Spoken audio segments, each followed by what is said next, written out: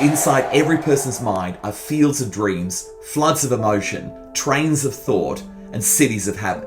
The skyline of your mind will determine the skyline of your future. Romans 12 verse 2 says to be transformed by a renewing of the thinking process so that you can test drive God's good, pleasing, and perfect will for your life. I've actually drawn a map of the mind of a Christian.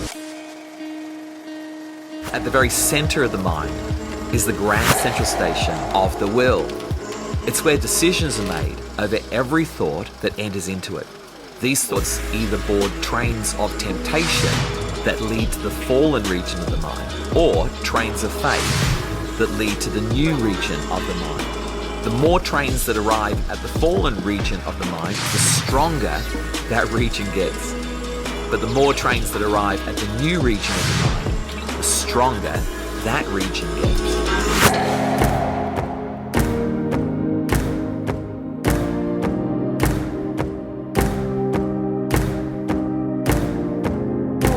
You've got three minds. You've got the fallen mind that's full of corruption. You've got the natural mind that's full of personality, talent, instinct for survival, brokenness. And you've got the new mind within you.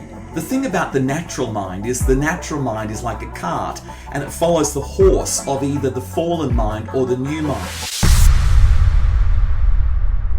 In the fallen part of your mind, there's three regions. The first region, on the top left-hand side of my mind map, is what I call the royal cities. These are the cities of ego, the cities of self. These are the cities on the terrain called pride. And they're the strongest cities in the fallen mind. It includes the city of self-justification. It's a huge metropolis across the face of the earth today. It's fed by the city of self-pity. They're like twin cities. There's a city of self-centeredness and there's a city of self-righteousness. And these cities need to be destroyed. If you want to picture these cities as a person, they're the narcissistic you. Inside everybody is a keeping up with the Kardashians. Inside everybody is kind of like a Simon Cowell, just somebody who's king of their own castle. And that king needs to be deposed because Christ wants to be the center of your thinking process. The second region within the fallen mind are what I call the industrial cities.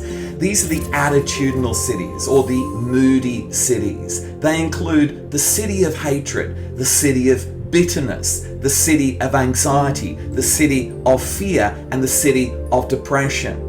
And just lurking in the mountain ranges, just behind these cities, is the city of heavy depression. And within a small plane trip out from that place is a little village called the village of self-harm. Mood governs your mind, and we need to pull down your moodiness in order to renew your mind, in order to expand your God-given future. If these cities were a person, there'd be the moody cow cities. There'd be the city of Liam Gallagher, the city of Billie Eilish, if you get what I mean. The last group of cities in the fallen mind are what I call the historic cities.